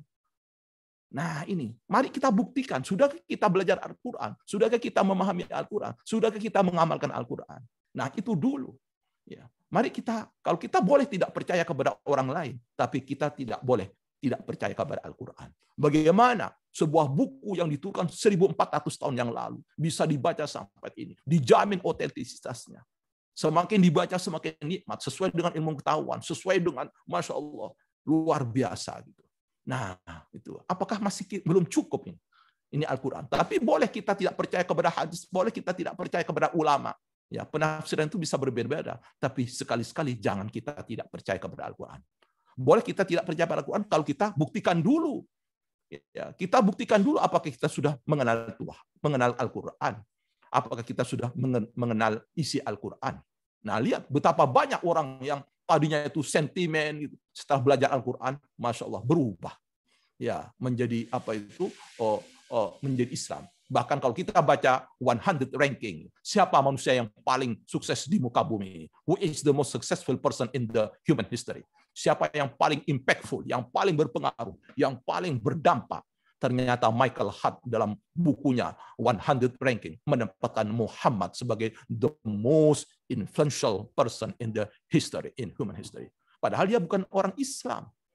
Nah, kenapa? Karena dia adalah mengamalkan, karena mereka punya visi besar, yaitu visi ketuhanan, a great vision, yaitu visi ketuhanan dan visi kemanusiaan. Nah, oleh itu kita tidak boleh diantagoniskan, dibenturkan antara visi ketuhanan dan visi kemanusiaan itu. Makanya Islam mencoba untuk menyatukan. Kalau kamu tidak bersyukur kepada manusia, berarti kamu tidak bersyukur kepada Tuhan. Lam yashkurin nas, lam yashkurillah. Nah, dalam hadis yang lain, irhamu man fil ardh yarhamuka man fis sama. Kalau kamu ingin dicintai Tuhan, cintailah sesama. Jadi bagaimana kita bisa ingin dicintai oleh Tuhan kalau kita sesama saja ada benci? Tidak bisa itu. Jadi kita itu harus melalui proses, melalui alat. Ini hadis, irhamu man fil ardh. Sayangilah sesama agar kasih sayang Tuhan datang kepadamu. Nah, selama ini kita itu dihotomikan, ya, bahkan dibenturkan, dipolarisasikan. Ini agama-agama, dunia sekarang itu. Yang namanya ulama itu adalah orang yang pakai kopiah seperti saya. Ini baru namanya kiai. Bukan itu. Ini Pak Aulia ini juga ulama itu dalam bidang ekonomi. Ini seperti Prof Rina. Nah, ini Bu Rektor ini adalah ulama dalam bidang ekonomi. Bagaimana dalam ilmu ekonomi itu bisa memberikan kesejahteraan, memberikan keadilan, ilmu ekonomi itu. Nah, itulah yang Islami. Ilmu yang memberikan kedamaian, ilmu yang mendatangkan kesejahteraan, kenyamanan, yang memberikan implikasi kemanusiaan. Itu ulama. Gitu. Jadi teori ulama. Nah, ini karena kita rendah pemahaman kita, sehingga yang namanya ulama itu, seakan-akan kalau ulama itu berbau Arab atau berpakaian seperti saya ini belum, walaupun saya ini bisa begini-begitu, tapi kalau saya nggak takut pada Allah, saya bukan ulama. Tidak memberikan kontribusi, tidak memberikan solusi kepada manusia, tidak memberikan manfaat. Itu bukan ulama. Itu ulama menurut kita. Tapi kalau menurut ulama, menurut definisi Al-Quran, innama yakhshallah min ibadil ulama. Yaitu orang yang takut kepada Allah. Tidak menyalahgunakan, tidak menyanyiakan. Ini karena dia tahu hukum itu. Jadi hukum itu akan berdampak. Walan tajidu sunnatillahi tabdila. Ada sunnatullah. Ya. Kalau kamu tidak begini, misalnya apa ya? Kalau kamu korupsi, ini akibatnya. Kan di dunia saja ada konsekuensi. Nah, itu hukum Allah. Nah, semua hukum Allah itu bukan untuk Allah. Kenapa kita itu dilarang untuk mencuri? Kenapa kita membunuh? Kenapa kita makan? Semuanya itu bukan untuk manusia, bukan untuk Tuhan, untuk kebaikan dan untuk manusia itu sendiri. Cuman kita seringkali terburu-buru menilai, seakan-akan wah kita ini di penjara, ya ini ada regulasi. Tidak, regulasi Tuhan itu canggih, beda dengan regulasi manusia, hukum manusia yang penuh dengan tendensius. Kalau Tuhan itu adil, terbuka. Masya Allah. Nah, jadi untuk kepentingan semua. Nah, oleh itu kita harus yakin dulu. Makanya ada istilah agama itu bedanya dikit dengan ilmu. Kalau agama itu yakin dulu, baru kita percaya. Ya, itu baru membuktikan. Percaya dulu, baru membuktikan. Tapi kalau ilmu kan tidak. Bukti dulu, baru kita percaya. Nah, ini harus digabungkan. Karena tidak semua bisa kita buktikan. Ya. Oleh itu harus dua arah, dua sisi ini harus paralel, ya. Tidak nunggu harus membuktikan bahwa ada surga. Gimana ya kita kalau ingin bukti ada surga, ada siksa kuburan, ada nikmat kubur, ada siksa kubur, kita tidak bisa. Nah, itulah agama. Agama itu adalah urusan hati, urusan rasa, urusan, ya. Sementara ilmu itu ada urusan yang fisik, ya. Ada urusan, walaupun ada unsur metafisiknya hanya sebagian kecil. Nah, oleh itu disinilah agar kita terhindar daripada krisis, kita harus seimbang, harus adil. Makanya wa'aqimul wazna bil qist. Oleh itu tegakkanlah keadilan di mana saja. Keadilan di mana saja. Karena sumber masalah itu pada saat kita meninggalkan keadilan, keseimbangan. Nah, itu Amerika hebat meninggalkan keseimbangan. Makanya di dalam buku Joseph Stiglitz itu dikatakan tentang the danger of inequality, yaitu ketimpangan yang paling besar sekarang ini menimpa di Amerika. Akhirnya apa? Akan merusak struktur ekonomi, meruntuhkan. Jadi masa depan. Karena apa? Terjadi ketidakadilan. Nah, Islam itu begitu menjaga bagaimana sistem ekonomi yang adil, ya, yang akan bisa sifatnya sustainable, berkelanjutan. Nah, itu. Nah, ini adalah Islami. Makanya ada zakat, ada kemudian infak, supaya apa? Tidak kemudian tersentralisir di tangan seseorang, akhirnya menjadi buntu. Oleh itu perlu. Nah, inilah suatu balance. Adil itu adalah balance, ya. Nah, inilah misinterpretation, ya, yaitu salah pemahaman atau salah penafsiran yang berakibat kepada misimplementation, yaitu adalah pengamalan. Dari pemahaman berdampak kepada pengamalan. Nah, ini tugas kita semua untuk meluruskan bagaimana ulama-ulama seperti Prof. Rina ini ulama, ya juga Prof. Edi ini ulama ini dalam bidangnya masing-masing. Kata Al-Quran, i'malu ala makanatikum. Berbuatlah sesuai dengan posisi dan fungsi kamu. Ya, ada ekonom, ada teknokrat, ada dokter, ada yang sosial, ada yang itu semuanya itu. Nah, itu tidak boleh dipertentangkan dalam rangka satu kesatuan, yaitu untuk kesejahteraan manusia, umat manusia, dunia dan akhirat. Makanya Rasulullah mengatakan, kalau ada orang yang sholat, kalau ada orang yang puasa, tapi dia menyakiti sesama, menyakiti temannya, menyakiti tetangga, apa kata Rasulullah? Finnar, itu neraka itu. Masya Allah. Kenapa? Ya karena berarti dia itu ada sang salah itu pemahamannya. Itu loh. Tapi kalau kita biasa-biasa, tapi kita suka menyenangkan orang, makanya Ramadan itu selalu dihubungkan antara Tuhan dan manusia. Kalau kita tidak bisa puasa, kita bayar fidyah, kita banyak sedekah. Itu apa itu? Itu supaya kita manusia, mengenal Tuhan dengan mengenal manusia. Makanya beruntunglah kalau dalam puasa ini kita tumbuh rasa kasih sayang kita kepada sesama. Itu tandanya, Masya Allah. Kalau kita ingin mendapatkan Lailatul Qadar, apa yang kita baca? Nah itu, apa yang dibaca? Yaitu apa? Allahumma innaka afuun tuhibbul afwa fa'fu anna. Ya Allah, Engkau Maha Pemaaf dan cinta kepada orang yang meminta dan memberi maaf. Jadi artinya apa? Selama kita bulan Ramadan, mari kita introspeksi. Kita ini banyak kekurangan, kesalahan. Oleh itu, apa yang harus kita lakukan? Bersihkan jiwa kita, pikiran kita. Makanya sumutasihu.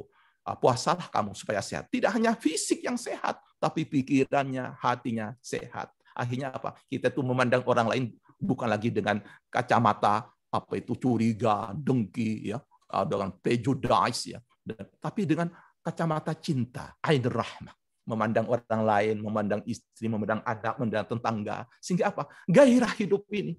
Jadi berkorban untuk orang lain itu nikmat. Kita menerima pemberian orang itu nikmat. Kalau memberi itu jauh lebih nikmat. Masya Allah. Nah, kalau sudah nikmat, ya, cinta, gairah, wah sakit, tidak terasa lagi. Coba kita lihat itu. Yang berat terasa ringan, yang jauh terasa dekat. Kita lihat misalnya di kuburan itu malam minggu itu di Jakarta itu kuburan itu kan angker, tapi bagi orang yang sedang kasmaran, Masya Allah terasa indah. Ini baru cinta manusia, apalagi cinta Tuhan. Nah, bagaimana kita dicintai Tuhan? Cintailah sesama. Nah, kalau kita sudah mencintai sesama, maka akan gairah, semangat hidup ini. Walaupun banyak tantangan, kita banyak teman, banyak saudara, di jalan senyum kita, Masya Allah, bermanfaat untuk orang lain. Gairah. Untuk apa kita tuh punya harta, tapi kalau kita nggak kenal tetangga, tidak bermanfaat untuk orang lain. Untuk apa? Nah, ini banyak orang yang keliru. Ya, apa itu paradigmanya? Ya, mindset-nya itu harus dirubah. Nah, Islam datang untuk merubah itu, melakukan untuk mengislamkan. Artinya apa? Islam itu artinya apa? Itu mendamaikan, untuk menertibkan supaya hidup ini mengerti tujuan dan bagaimana roadmap-nya. Sampai cara untuk mewujudkan, mencapai tujuan itu sudah ada. Yaitu apa? Al-Quran. Jadi Bapak Ibu boleh saja tidak percaya kepada siapapun, tapi pada Al-Quran mari kita itu buktikan. Itu, saya pikir itu. Baik, terima kasih, sangat komprehensif sekaligus. Nah, saya kira masih ada beberapa penanya, tapi kita coba batasi 2 dulu aja ya Gus untuk round kedua. Ya. Kalau berkenan, ada Pak Rahmat sama Bu Tia di sini. Jadi silakan. Apa itu suara saya di sini ada apa notifikasi ada unstable connection.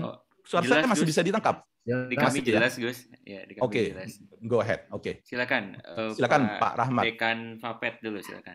Oke. Terima kasih Pak Aul. Assalamualaikum warahmatullahi wabarakatuh. Waalaikumsalam Waalaikumsalam warahmatullahi warahmatullahi Terima kasih Gus. Saya Rahmat Gus.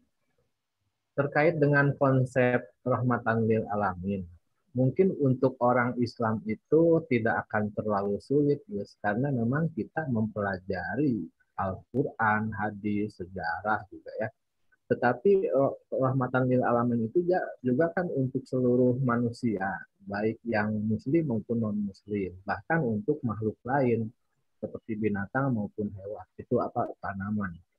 Nah, orang non-muslim itu kan tidak baca Al-Quran, tidak baca hadis. Mereka tidak mempelajari itu, bagaimana mereka tahu gitu. Tetapi yang mereka lihat itu adalah perilaku orang muslim. Jadi bagi mereka, referensi Islam itu adalah orang muslim sebagai representasi dari ajaran agamanya, baik itu Al-Quran maupun hadis itu. Tetapi kan kenyataannya di dunia ini perilaku orang muslim itu tidak sama. Bahkan banyak yang tidak mencerminkan ajaran Islam itu sendiri. Jadi bagi mereka, ya kita sebagai representasi Islam itu, karena mereka tidak baca Al-Quran, tidak baca. Nah, bagaimana sikap kita gitu ya untuk bisa menjelaskan kepada mereka bahwa Islam itu memang rahmatan lil alamin, tetapi di satu sisi masih banyak orang juga yang bagaimana ya, mensimbolkan Islam itu keras gitu, intoleran dan lain-lain itu. Itu menjadi paradoks buat kita mungkin. Terima kasih, Gus. Nah itulah Prof. Rahmat, itu memang tantangan kita di situ ya. Jadi kita itu nggak perlu merubah orang lain. Kata ulama, ghair nafsak wa taghyir tarikh wal alam. Jangan merubah orang lain, rubah dirimu gitu loh. Nanti dunia akan berubah. Nah, kita tuh kadang-kadang sibuk mengubah orang lain tapi diri kita sendiri tidak dirubah gitu loh. Nah, itu kita lupa. Jadi orang lain harus dibantu. Mereka nggak baca Al-Quran tapi membaca kita ini. Nah, inilah. Itu. Kalau kita sama tidak mengenal Muhammad, tapi kita harus pelajari. Ya, Al-Quran itu. Coba di Al-Quran itu, Masya Allah. Bagaimana Nabi Muhammad itu ya begitu kasih sayang kepada sesama. Ya. Bahkan kepada orang yang berbeda pun. Orang yang yang menghina, yang mengejek. Ya, ada seorang Yahudi buta. Yaitu ada cerita itu. Yang dia selalu menghina Muhammad, tapi tiap hari karena dia tua, buta ya, oleh Rasulullah dikasih makan ya, disuapi makanan sampai akhirnya meninggal. Kemudian Abu Bakar bertanya kepada Siti Aisyah itu, "Hai anakku tuh, adakah sesuatu yang belum saya amalkan dari suamimu yaitu Muhammad itu?" Apa itu? Ada ya, ayah itu, yaitu ayah saya itu Muhammad itu selalu memberi makanan kepada orang Yahudi yang buta itu di pojok jalan sana itu. Akhirnya kemudian dia mencoba meniru Nabi Muhammad ya, menyuapi gitu. Dan dia tuh kaget tuh. Ya, si orang tua itu. "Loh, kamu siapa kok? Dari mana kamu kok lama nggak datang, sekarang kok berubah? Berubah apanya itu? Kamu itu sekarang kok ngasih suapnya kok kasar gitu loh." Ya Allah, ternyata Nabi Muhammad itu lembut. Padahal apa? Ya, dia bilang orang Yahudi yang buta itu, hati-hati. Kalau ketemu Muhammad, kamu nanti dibohongin kamu. Hati-hati ya. Muhammad itu pembohong, penipu. Begitu. Tapi Rasulullah dengan membalas, idfa' billati hiya ahsan, itu diabadikan. Fa idzal ladzi bainaka wa bainahu adawah ka'annahu waliyyun hamim. Balaslah sesuatu itu di Al-Qur'an. Sesuai yang kamu itu dengan jauh lebih baik agar merubah keadaan yang tadinya adawah, yaitu hostile, yaitu bermusuhan, menjadi waliyyun hamim, menjadi pembela, waliyyun hamim. Nah, itu Rasulullah. Akhirnya apa itu? Abu Bakar tanya, "Siapa kamu tuh?" Orang si Yahudi buta itu, Yahudi buta itu. "Iya, orang yang memang saya bukan orang itu." "Emangnya orang itu kemana?" "Yaitu orang itu sudah meninggal." "Siapa itu?" "Yang meninggal itu, begitu baiknya dia itu, lembut gitu." "Tahukah kamu siapa orang yang meninggal itu?" "Yaitulah orang yang tiap hari kamu caci, yang kamu hina, yang kamu masya Allah gitu, masya Allah gitu. Akhirnya dia nangis, isyhadu bi anna muslim. Saksikan sekarang ini saya mau berislam. Nah, bukan karena apa? Diajak oleh Rasul, tidak. Kami kena kebaikan. Makanya Rasulullah mengatakan bu'ithul utammima makarimal akhlaq. Khairukum ahsanukum khuluqa. Sebaik-baiknya kamu itu bukan orang yang banyak sholatnya, yang banyak puasanya, tidak. Tapi orang yang hatinya baik, yang bersih. Nah, itulah Yahudi itu banyak masuk Islam itu karena apa? Bukan karena dipaksa. Sama seperti Rasulullah menang Fathul Mekah. Pada saat dia itu datang dengan ribuan tentara, di mana orang-orang kafir, orang musyrik Quraisy di Mekah itu pada ketakutan. Akhirnya dikumpulkan oleh Rasulullah. Wahai kaum Quraisy, apa yang kira-kira yang kamu lakukan saya kepada kamu? Karena sementara ini orang Islam dibunuh, diblokade, disiksa, masya Allah. Dia apa? Ya, yang saya tidak tahu yang apa yang akan kamu lakukan, tapi saya tahu kamu itu orang yang percaya, orang yang baik. Apa kata Rasulullah? Antum tulaqo, kamu tuh bebas. Ya, tidak harus masuk Islam, tidak. Tidak, kamu bebas sekarang. Di saat dia meraih kemenangan, tidak balas dendam. Bahkan kemudian turun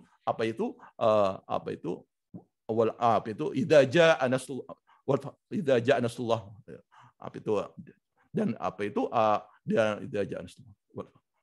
itu lupa saya. Jadi apa itu artinya apa? Kemudian orang berbondong-bondong yadkhuluna fi dinillahi afwaja, masuk ke Islam berbondong-bondong. Karena apa? Bukan karena apa itu dia menerangkan Islam, tidak, tapi memberikan contoh. Nah, kebaikan ini.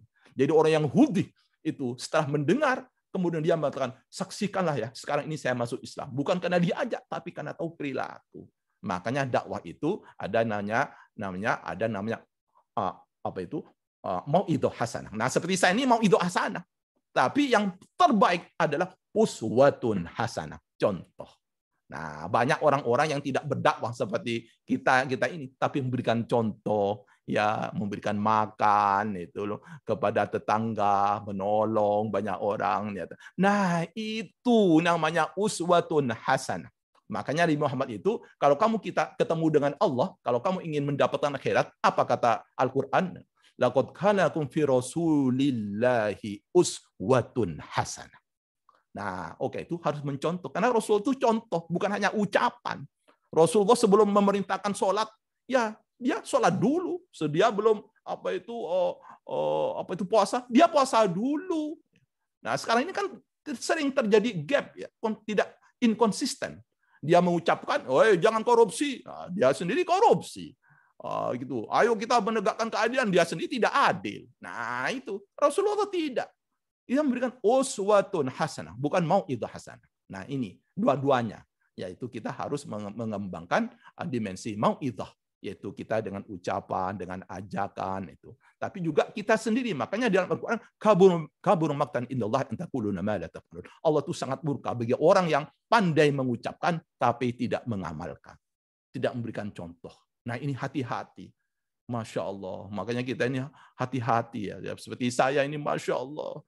Saya berusaha apa yang saya ucapkan itu, ya paling tidak ya sudah saya lakukan. Kalau sampai saya menyampaikan sesuatu yang belum saya lakukan, saya mengajak baca Quran, tapi saya sendiri tidak baca Quran, itu Allah akan murka kepada kita. Ayo kita bersedekah kepada orang lain, banyak sedekah, banyak berjuang untuk orang, tapi kita sendiri tidak berjuang. Masya Allah. Kabur maqtan indallah. Allah akan murka. Antaquluna ma la taf'alun. Kalau kamu mengucapkan tapi tidak melaksanakan apa yang kamu ucapkan. Nah, inilah kelemahan kita, Pak Rahmat, tapi ini tantangan kita semuanya, ya, karena memang kita sudah puluhan tahun berada dalam proses sejarah sosial, ya, kolonialisasi yang sengaja memisahkan antara agama, ya, dan bagaimana agama itu disalahpahami, ya, karena kalau diserang langsung itu susah. Oleh itu dengan bagaimana dijauhkan dari ajaran itu, paling tidak ada pemahaman yang distortif, yang deviatif. Sehingga cenderung ini. Oleh itu ini tantangan kita secara internal, bagaimana kita meluruskan kembali pemahaman ini, ya, sehingga dengan pemahaman yang benar itu akan berimbas kepada dengan implementasi, ya, pengamalan yang benar. Saya pikir itu, Pak Rahmat Hidayat. Oke. Baik. Terima kasih, Gus. Mungkin penanya yang berikutnya, silakan Prof. Tia, Ibu Tia, silakan. Baik, Assalamualaikum warahmatullahi wabarakatuh. Terima kasih Pak Aulia. Gus Wahid, terima kasih sekali atas ilmu-ilmunya yang sangat komprehensif bagi saya khususnya. Tapi tadi sebetulnya sudah terjawab Pak Aulia. Sebetulnya yang ada di pikiran saya, orang berilmu itu akan takut melakukan hal-hal yang mengandung dosa karena dia memiliki pengetahuan dan juga memiliki tahu gitu tentang kebesaran Allah. Tapi bagaimana untuk menghadapi itu supaya tidak tergelincir begitu? Karena kecenderungan tergelincir ini sangat tinggi. Banyak orang berpengetahuan tapi tergelincir melakukan suatu tindakan yang sebetulnya secara pengetahuan diketahui. Nah, mungkin sekarang saya konfirmasi saja kepada Gus Wahid. Tampaknya di sini kalau dari paparan tadi hati yang harus dihidupkan begitu. Nah, menghidupkan hati dalam perspektif Islam ini seperti apa, Gus Wahid? Mungkin bisa memberikan pencerahan pada kami. Terima kasih. Assalamualaikum. Ya. Waalaikumsalam. Nah, ini memang hati ini yang paling berat gitu, karena ini itu central government-nya itu di situ. Yang lain itu hanya kerucut-kerucut aja itu ya. Jadi ini hati ini yang utama. Nah, makanya kita tuh selalu berdoa kepada Allah ya. Jadi supaya kita ini, dan juga kalau kita orang yang baik itu kata Al-Qur'an bukan orang yang tidak pernah berbuat salah, tidak. Jadi orang yang baik itu alladzina idza dzalamu anfusahum, yaitu ketika mereka menzalimi diri sendiri dan orang lain, dzakarullah, segera ingat kepada Allah. Fastaghfaru lidzunubihim, kemudian istighfar. Nah, itu. Makanya bacaan yang paling saya senangi adalah istighfar. Astaghfirullahaladzim wa atubu ilaih. Karena apa? Karena saya itu banyak nggak benernya gitu loh. Nah, tapi kalau kita selalu beristighfar, langsung oleh Allah dihapus. Nah, oleh karena itu berbanyaklah kita tuh istighfar. Astagfirullahaladzim wa atubu ilaih. Jangan nunggu ya, kita salah ucap, salah ngomong, astagfirullahaladzim wa atubu ilaih, astagfirullahaladzim wa atubu ilaih. Nah, banyak zikir. Ala bidzikrillah tatmainnul qulub. Bukankah dengan mengingat Allah itu akan hati tenang? Karena Tuhan itu unlimited dan bisa dipahami dengan sesuatu yang unlimited. Yang punya potensi untuk memahami Tuhan itu adalah hati, qalb. Nah, tapi hati ini selalu bergolak, berubah. Kadang-kadang iman, kadang-kadang kita itu biasa. Itu. Makanya kita berdoa. Makanya doa itu di dalam bulan Ramadan itu uji budda'wat da'i da'ani. Karena aku akan mengabulkan segala doa yang dipanjatkan. Kenapa? Karena dalam bulan Ramadan itu manusia berada dalam posisi jarak terdekat dengan Allah. Fa ini qarib itu. Wa idza salaka ibadi anni fa ini qarib. Hai Muhammad, kalau ada umatmu bertanya kepadaku tentang aku, di mana Allah itu? Katakanlah fa ini qarib. Allah itu dekat sekali. Ujibud da'wata da'i da'ani falyastajibu li wal yu'minu bi la'allahum yarshudun. Nah, oleh itu pada saat kita dekat dalam hati ini dengan Allah, maka kita banyak berdoa. Dan doa antara lain yaitu kita minta hidayah. Itu Rabbana la tuzigh qulubana ba'da idh hadaitana. Jangan engkau tergelincirkan ya Allah setelah engkau berikan hidayah kepada aku. Jadi kita tidak boleh sekali dua kali, terus menerus kita mohon, kita sujud. Ulama itu begitu. Ulama-ulama kelas dunia itu biasanya itu kalau ditanya itu ya waduh, merasa paling banyak dosa, merasa paling banyak ini. Nah, sekarang kita sering melihat orang yang ilmunya pas-pasan sudah merasa paling suci. Nah, itu kalau saya ketemu dengan ulama-ulama kelas dunia itu, ya Allah, dia itu sangat santun, sangat lembut, ya. Padahal ulama kelas dunia, tapi hati-hati, tidak pernah ngomong yang menyakitkan, tidak bersikap yang merendahkan orang lain. Ya Allah. Nah, itu makanya kata Rasulullah, ya kalau orang itu tawaddu, Allah akan angkat derajatnya. Tapi kalau dia meninggikan diri, Allah akan menurunkan derajatnya. Makanya bahkan di surga itu ditegaskan, surga itu bukan untuk orang yang arogan. Nah, itu orang yang sombong. Orang sombong itu apa? Tanpa disadari dia menuhankan dirinya sendiri. Innal insana la yadgha ar'ahu istaghna. Nah, itu innal insana, cenderungan manusia itu tertutup ya, togut, yaitu ya tirani pada saat dia merasa cukup, tidak butuh orang lain.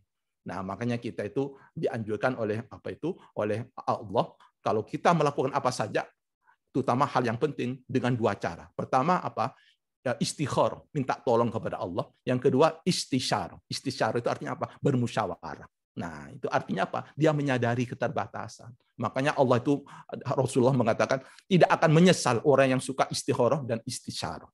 Yaitu orang itu tidak akan menyesal kalau orang itu suka minta tolong pada Allah, dan yang kedua minta tolong kepada manusia. Gimana pendapat kamu? Gimana pendapat Bapak? Gimana ini sebaiknya? Nah, ini namanya istisyar. Makanya dalam hadis dikatakan ra'sul hikmah al-musyawarah.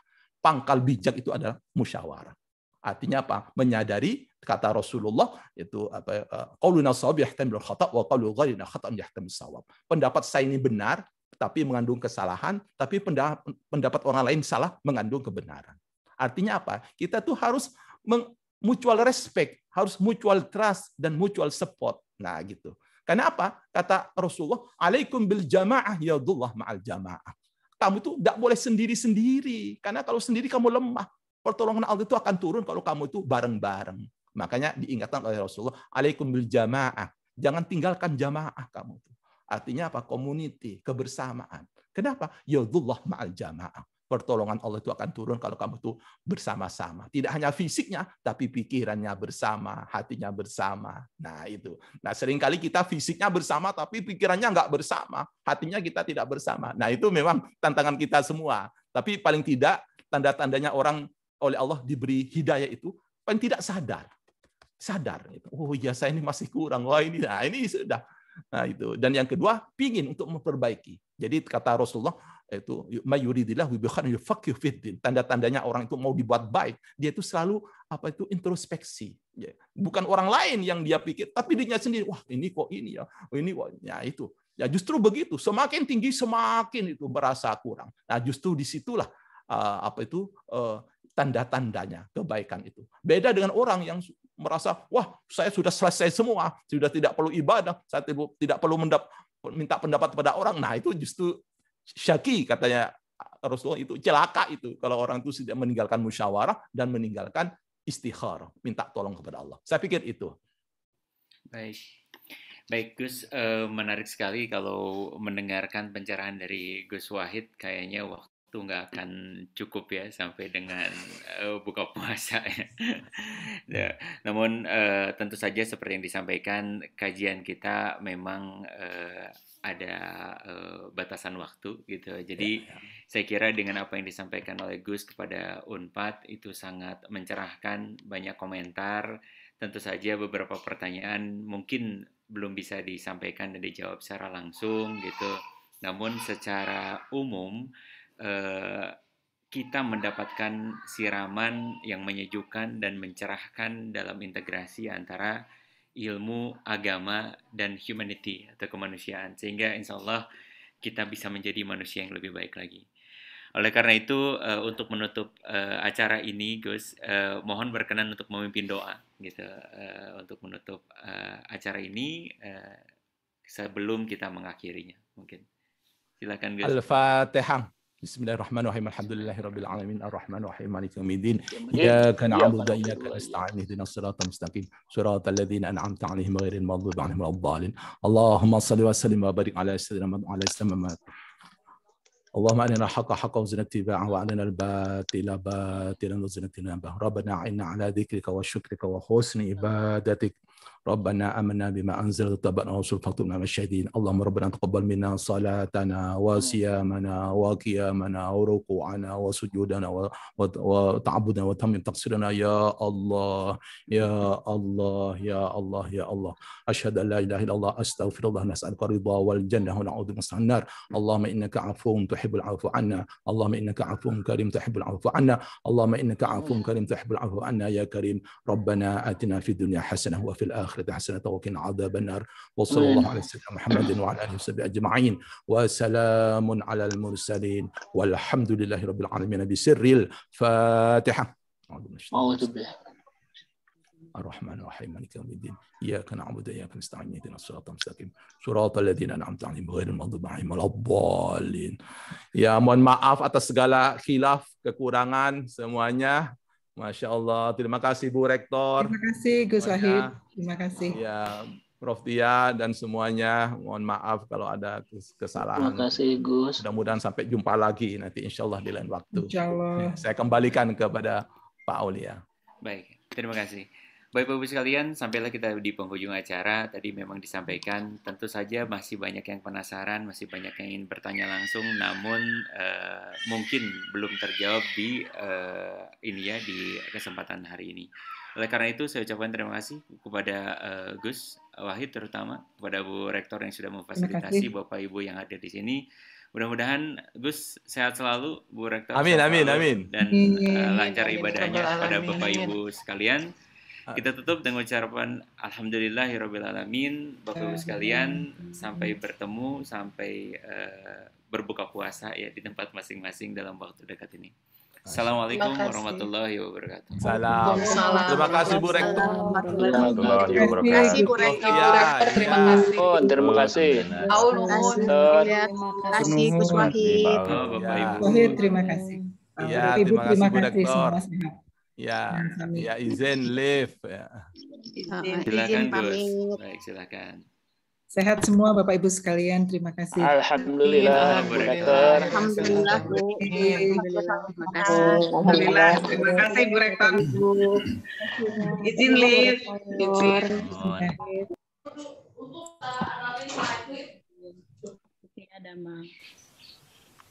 Turun Kak Aulia. Assalamualaikum. Waalaikumsalam warahmatullahi wabarakatuh. Sami-sami Bapak Ibu atur nuhun.